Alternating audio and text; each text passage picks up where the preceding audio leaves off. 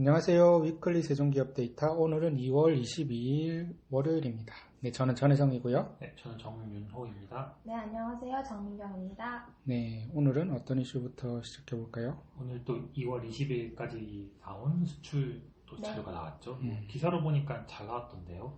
네, 잘 나왔습니다. 2월 1일부터 20일까지의 수출입 잠정 실적이 발표되었고요. 잘 나왔습니다. 수출은 전년 동기 대비 16.7% 증가한 304.4억 달러, 수입은 24.1% 증가한 316.3억 달러인데요. 역대 2월 그 자료를 보면은 20일까지 나온 것 중에서는 가장 좋은 수치로 거의 보여집니다. 원래 제일 좋았던 게 2018년도였는데 이제 그때보다 좋으면은 좋다고 볼 수 있으니까 가장 좋았고요. 조업일수가 14일이었고 이를 고려했을 때 일평균 수출 금액은 21.7억 달러, 일평균 수입 금액은 22.6억 달러였습니다.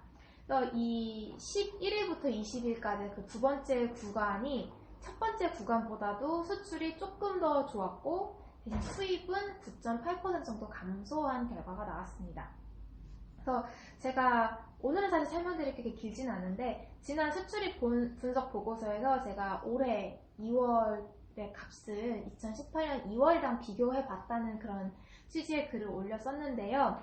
여전히 저는 그때랑 비교해 볼만 하다고 보고 있습니다. 왜냐면은 그때도 반도체가 시장을 이끌었고 지금도 반도체가 계속 얘기가 나오고 있다 보니까 좀 비슷하게 보고 있는데 20일까지만 보면은 2018년 수치를 넘었어요. 근데 이제 문제가 그러니까 2월 21일부터 마지막 28일까지인데 놀랍게도 2018년 2월 같은 경우는 마지막 구간의 실적이 굉장히 좋았어요. 그래서 제가 방금 일평균 수출 금액이 21.7억 달러라고 말씀을 드렸고 이게 전년 동기 대비로도 29% 증가했다고 말씀을 드렸는데 2018년 2월에 일평균 수출 금액은 그 마지막 구간 21일부터 28일까지 마지막 구간은 일평균 수출 금액이 28억 불에 해당합니다. 차이가 많이 나네요. 네, 차이가 굉장히 많이 나서 이 당시 조업일수가 6.5일밖에 안 됐어요.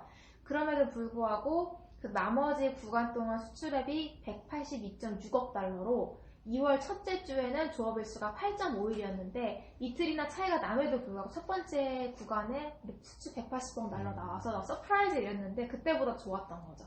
그러니까 2018년 2월 21일부터 28일 숫자가 굉장히 좋았기 때문에 합산해서 보면 그거 따라가려면 나머지 마지막 구간에도 좀 폭발적으로 폭발까지는 아니고 이미 잘 나와서 근데 이미 잘 나온 추세가 계속 좀 더 이어져야 2018년 2월 정도의 값이 나오게 됩니다. 그래서 한번 추정을 어떻게 해보았냐면 수출은 일평균 수출 금액이 계속 조금씩 늘어나고 있어서 마지막 2021년 2월 21일부터 28일까지의 수출 금액은 일평균 수출 금액 23억 불로 잡았어요. 20일까지 21.7억 불 나왔는데 그거보다 상승 추세가 더 이어진다는 가정하에 23억 불로 잡았고 수입 금액은 지금 감소세로 돌아섰기 때문에 20일까지는 22.5억 불이 나왔는데 조금 감소한 21억 불로 잡았습니다. 그리고 조합의 수는 제가 5.5일로 잡았는데요. 달력 세보면 5일이 나와요. 5일이 나오는데 제가 5일을 세도 항상 관세청에서 0.5일이나 1일이 더해서 나오다 보니까 제가 이번에는 0.5일을 더해서 조합의 수 5.5일을 곱해봤더니 나머지 기간 동안 126.5억 불 수출은 수입은 115.5억 불이 나와서 합산해서 보면은 수출은 2월 전체 추정치로 약 430.5억 불, 수입은 431.5억 불이 나오는데 2018년 2월과 비교하면 수출은 줄고 수입은 늘어나는 금액입니다. 그래서 합산했을 때는 2018년 2월이랑 거의 똑같습니다. 거의 똑같아서 2018년 2월에 전체 수출과 수입의 그 총계는 총계는 864.7억 불, 약 865억 불 정도 되고 2월 추정치를 계산해 보면은 862억 불 정도 나오는데 거의 뭐 똑같다고 볼 수가 있고요. 환율은 그때보다 좀 빠졌죠. 지금 2월 평균 환율은 111.4불 정도 계산이 되는데 요거 감안해서 이제 오늘 11시 30분 기준으로 코스닥 코스피 시가총액 합 기준으로 제가 항상 말씀드리는 그 비율을 계산을 해봤을 때는 223.6%가 나갔습니다. 장 마감할 때쯤 이제 시장이 내려와서 비율은 요거보다 내려갔을 것 같은데 여전히 200% 이상에서 머물러 있고 220% 정도에서 더 올라가진 못하는 것 같아요. 일단은 1월부터 계속 제가 열흘 단위로 체크를 하고 있는데 220 몇 퍼센트, 230% 살짝 왔다 갔다 것 같긴 한데 거기서는 지금 계속 걸려있는 느낌이고 실제로 시장도 왔다 갔다 오르면 빠지고 좀 빠지면 오르고 이렇게 홍보를 하고 있는데 더 넘어가진 못하고 있고요. 네, 그런 상황입니다. 그래서 저의 결론은 2월이 좋았던 거는 맞다고 봅니다. 2019년 대비로도 좋았고 2020년 대비로도 좋았으니까 코로나 상황이 중간에 있었음에도 불구하고 3년 만에 가장 좋은 호황이라고 볼 수 있는데 지금 이제 주가는 3,000원 이상이잖아요. 그러니까 이게 과연 역사상 고점 수준의 이 주가를 뒷받침할 만큼의 호황인가에 대해서는 조금은 논란의 여지가 좀 있을 수 네. 있겠네요. 왜냐하면 18년과 지금이랑 수출입 규모나 뭐 이런 거 비슷하다고 가정을 하면 당시보다 주가가 많이 올라가 있으니까 훨씬 많이 올라와요. 특히 반도체주라고 하면 하이닉스나 삼성 같은 게 당시와 비교를 해보면은 이미 많이 올라와 있으니까 네. 물론 금리나 유동성이나 이런 환경도 고려를 해야겠지만 그냥 숫자로만 이렇게 절대적으로만 비교를 한다고 하면 네. 네. 부연 설명해 주신 대로 그런 여러 가지 상황을 고려했을 때 올라온 거는 맞지만 그래도 개인적으로는 이 퍼센트가 그래도 한 180% 정도까지는 저는 좀 내려올 수 있지 않을까라고 보고 있고요. 내려와야 또 매수가 저 개인적으로 보고 있습니다. 항상 올라만 가지는 않죠. 네. 이제 아니면 그 안에서 이제 돌겠죠, 돈이. 여기서 빠져서 소형주로 그쵸, 가던가 이런 식으로 좀 돌아갈 텐데 일단 코스피 대형주 기준으로는 2018년 밸류랑 비교했을 때는 지금이 좀 비싼 건 맞다 이렇게 보여지고요. 요거가 오늘 준비한 수출입 내역인데 제가 말씀드릴 거 하나를 더 가지고 왔어요. 유신이라고 네. 저희가 지난 4분기 실적 잘 나온 기업 중에 텔레그램에 소개도 해드렸던 종목인데 저희가 요즘에 소개해드린 종목들의 향후 그런 퍼포먼스를 계속 좀 트래킹을 하고 있는데 이번에 유신을 한번 잡아봤더니 사실 뭘 알고 잡은 회사는 아닌데 수주잔고가 늘어나고 있어서 좀 의미가 있어 보입니다. 그래서 수천부 500원 미만으로 작고 보통은 실적보다는 테마를 중심으로 많이 하나 또 말씀드리면 제 주변에 아는 지인분께서 예전에 유신이 또 테마로 움직였잖아요. 딱 한 주를 샀대요. 근데 삼성을 갔더라고요. 그래서 여기에 돈을 태웠으면 이게 얼마였을까 이렇게 그렇죠. 하셨는데 아무튼 여담이었습니다. 네. 또 오면 좋겠네요. 그렇죠. 그래서 유신이 2020년 연간으로 실적을 영업이익 25억을 냈습니다. 연간으로 2분기부터 흑자 전환에 성공해서 연간으로 25억의 이익, 그다음에 31억의 순이익을 냈는데 최근 10년 중에 제일 좋았어요.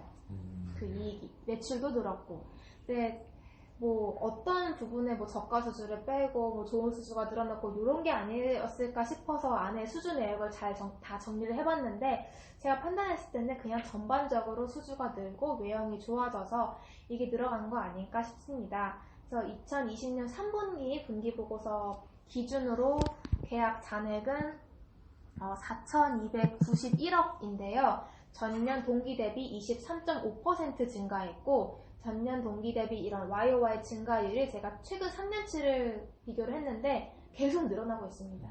계속 늘어나고 있다는 건 긍정적이고 그 안에 세부 내역을 봐도 설계 관급이나 그러니까 엔지니어링 회사입니다. 제가 해석을 한번 팀장님께 조금 더 부연 설명을 부탁드릴 건데 엔지니어링 회사이다 보니까 설계 관급 쪽, 민간 쪽, 건설 관리 이런 것도 나눠져 있는데 전체 분야에서 다 수주가 늘어나고 있었다는 점은 긍정적으로 보이고요. 엔지니어링 회사가 이제 간단하게 설명을 하자면은 제일 유명한 회사는 삼성 엔지니어링이죠. 상장되어 있으니까. 그 다음에 이제 현대 엔지니어링도 뭐 상장되어 있지는 않지만 다들 알 만큼 유명한 회사인데, 이 회사들은 엔지니어링만 하는 회사는 아니에요, 사실은. 왜냐면 삼성 엔지니어링은 플랜트를 직접 시공도 하고 다 하는 회사인데, 이제 말 그대로 엔지니어링, 그러니까 그 업무만 하는 회사 중에서 제일 큰 회사는 도화 엔지니어링입니다. 우리나라에서 상장도 되어 있고요.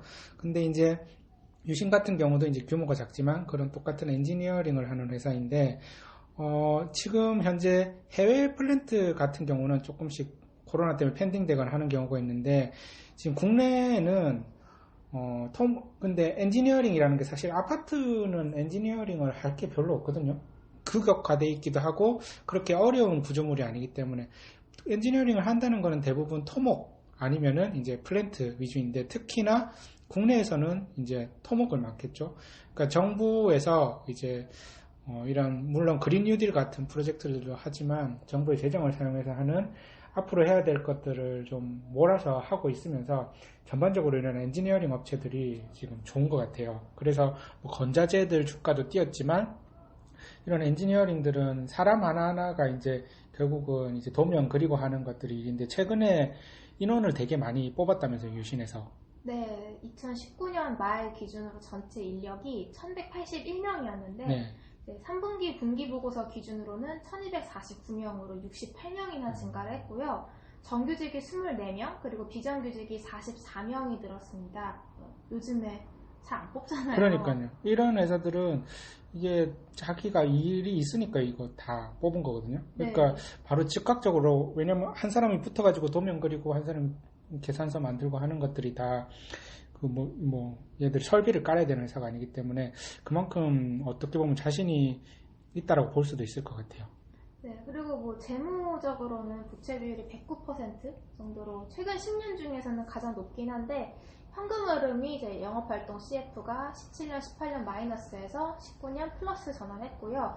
2020년에도 영업활동 현금 흐름 그 규모가 2019년 대비 3배가 늘었어요. 그래서 53억에서 157억으로 3배가 늘었고, 차입금은 조금씩 갚아가고 있고, 또 최근에 토지 및 건물을 449억 원에 매각을 해서 유동성을 또 확보하기도 해서 재무적으로도 괜찮을 것 같고, 뭐 사실 실적으로 갈지, 뭐 다른 테마로 갈지, 네, 뭐 대북 테마로 갈지, 뭐 인프라 테마로 갈지, 뭐 GTX로 갈지는 모르겠지만 관심을 갖고 있어도 좋지 않을까 생각합니다. 그래서 제목도 실적을 가서 테마에 팔자 이렇게 재밌게 지어주셨는데, 네, 그렇게 리포트를 네. 썼는데요. 뭐 당장 어떻게 될지는 않을 수도 있겠지만 관심을 좀 갖고 계셔도 좋을 것 같습니다. 감사합니다.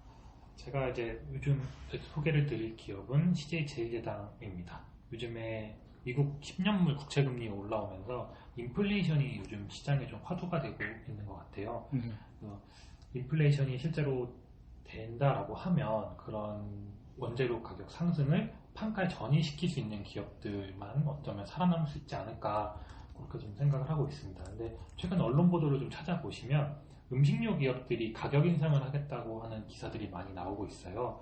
그러면 원재료 가격 상승이 판가에 전이가 된다라면 저희 같은 소비자들은 좋진 않지만 이런 기업들 입장에서는 이익 성장에 대한 그런 것으로 좀 이어질 수 있고, 여기에 음식료 섹터가 대표적인 환율 하락 수혜주인데, 최근에 이제 환율이 조금 많이 그렇게 되면서 영업 환경 자체가 제일제당에 좀 유리하게 형성되고 있지 않을까, 그렇게 좀 생각하고 있습니다.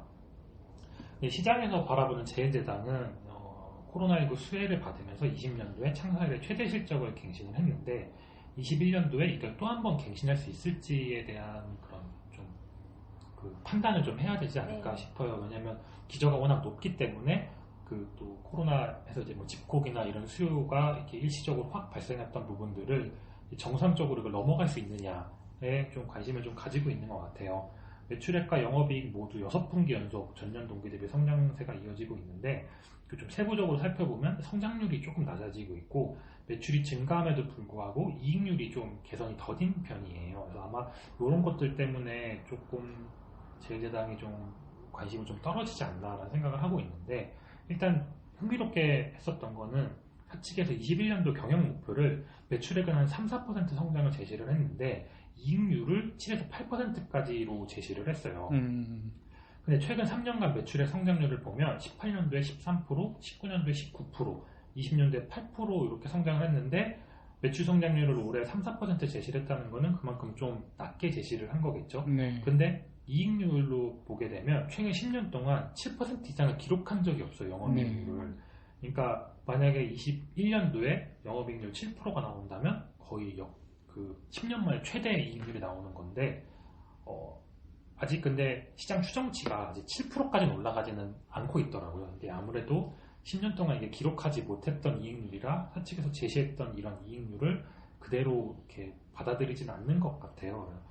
근데 만약에 21년도 1분기에 이익률 7%가 가능하다면 아마 시장에서 이익률 상향이 좀 빠르게 이루어질 수 있지 않을까라는 좀 생각을 하고 있는데 아마 그런 관점에서 좀 회사를 접근해 보시면 어떨까 좀 말씀을 드려보겠습니다. 그러니까 제일제당 같은 경우는 이제 우리는 백설표 이걸로 알지만 사업부가 되게 여러 개 있잖아요. 엄청 많죠. 예를 들면 돼지에 이제 공급하는 라이신 같은 경우도 한 사업부를 가지고 사료 첨가제 그 부분도 있고 그다음에 우리는 이제 뭐 비비고 이런 걸로 유명하지만 그쪽 부분도 있고 또 다른 부분이 연결이 많은데 특히나 그 중에서 우리가 잘 아는 식품 부분은 이게 새로운 제품들이 계속 나왔잖아요. HMR도 나오고 뭐 죽도 없던 게 나오고 이렇게 하면서 그때 처음에 공격적으로 시장을 잡아먹기 위해서는 출혈 경쟁을 하는 거죠. 근데 어차피 제일제당이 1등 회사이기 때문에 지금부터는 더 이상 매출액 성장을 위한 공격적인 거를 그만하고 마케팅 비용도 그만 사용하고 이익률로 돌아서겠어라고 결정을 할 수 있는 게 제일제당인 거죠. 나머지 2등, 3등 회사는 1등이 결정하면 그렇게 되는 거예요. 그래서 그 이익률을 그렇게 하겠다는 거는 저는 원하면 만들 수 있다고 봐요. 근데 대신에 이제 그 앞으로는 매출액 성장보다는 당분간은 이렇게 하겠다라는 그런 의사결정을 한 것 같고 그게 이제 실제로 숫자로 반영이 되면은 네, 그래서 아직은 그게 가능할지는 아직 시장 추정치까지가 반영이 되진 않았는데 아까 말씀 주셨던 것처럼 진짜 이제 회사가 그 숫자를 보여주기 시작을 하면 나중에 이제 이 추정치 상향이 굉장히 빠르게 올라올 수 있을 것 같다는 생각이 좀 들어서 1분기 실적을 이제 그런 기준으로 좀 접근해 보시면 어떨까 이렇게 말씀을 드려보겠습니다. 그리고 사실 그 뭐 사료값이나 그 곡물 가격이나 원자재 가격으로 인상으로 인해 뭐 판가 인상 배경이 만들어져서 판가를 인상하더라도 곡물가 내려간다고 안 내리잖아요. 네, 굳이 내리진 않죠. 그러니까 지금은 이렇게 또 곡물가가 올라갔는데 뭐 그 가격은 언제나 이렇게 등락의 반복을 하니까 그런 부분에서는 이제 말씀해주신 것처럼 전가시킬 수 있는 기업들이 참 유리한 것 같습니다. 네, 저는 여기까지 말씀드리겠습니다. 네, 감사합니다. 저는 오늘 준비한 회사는 DKT인데 저희가 1월 말쯤에 관련 내용을 저희 홈페이지에 올렸어요. 회사는 이제 실장 SMT라는 걸 하는 회사인데 이게 사실 뭐 눈에 보이는 제품이 아니라서 조금 회사 내용을 설명해 드리려고 합니다. 이게 우리가 어렸을 때 뭐 중학교 때나 그때 한 번쯤 라디오 만들기 이런 거 해보잖아요. 그러면은 아니면 뭐 전자제품이 부서지면 안에서 나오는데 녹색 기판이 있죠, 그죠? 잠시 해보셨어요? 안 해보셨죠? 그래도 보기는 봤을 것 같은데. 이거 제가 뭐라고 대답해야 그러니까 뭔가 이제 모든 전자제품 안에는 이제 녹색 기판이 있고 하다못해 뭐 램 같은 것도 거기에 꽂혀 있잖아요. 거기에 이제 뭐 납땜을 해가지고 보통 들어가 있는데 이런 것들이 이제 이런 기판에다가 그 위에 칩을 올리는 거를 실장이라고 하죠. SMT라고 하고. 근데 예전에는 이런 녹색 기판이 있었다고 하면은 이것들이 점점 더 미세화되고 예전 라디오에는 뭐 그런 큰 두꺼운 기판이 있는 게 상관이 없어졌지만 우리 휴대폰은 이제 엄청 얇아지고 복잡해졌잖아요. 그러면 이것조차 점점 얇아지면서 FPCB 혹은 RFPCB라는 이렇게 약간 오렌지 색깔 빛이 나는 물렁물렁한 재질, 이제 유연한 재질로 바뀌었어요. 그게 플렉서블 PCB죠. 그래서 이거를 하는 회사가 우리나라에는 이제 영풍전자 계열인 영풍전자와 이제 인터플렉스, 그리고 BH 이 회사들이 하고 있습니다. DKT는 이제 BH의 자회사고요. BH가 이제 FPCB를 하면은 DKT는 거기에 아까 말한 이런 여러 가지 칩들을 올려서 꽂는 실장 SMT라는 걸 하고 있는 거죠. 그래서 이렇게 상장되어 있는데 얘들의 기술력이 뭐냐면 아주 예전에 휴대폰이 처음 나왔을 때는 LCD 이제 디스플레이 위에다가 우리가 터치 스크린이 손가락이 어디를 찍는지를 알아야 되잖아요. 그래서 그 터치에 관한 거를 위에 붙여서 이렇게 두 가지의 LCD와 이렇게 디지타이저가 같이 붙었었는데 삼성에서 Y옥타라는 기술을 개발했어요. 이거를 두 개를 일체화 시켜버리면 훨씬 더 얇아지고 배터리도 적게 들고 여러 가지 장점이 있는 거죠. 그래서 얘들은 삼성전자의 어떻게 보면 대표적인 벤더 중에 하나이기 때문에 이런 것들을 백업해 줄 회사들이 필요했는데 BH는 그 중에 하나입니다. 그래서 Y옥타 적용이 되면은 얘들은 거기에 훨씬 더 단가가 높아져요. 아이템 자체가. 근데 이제 갤럭시에는 이제 고급 모델은 다 Y옥타가 적용이 되고 있고요.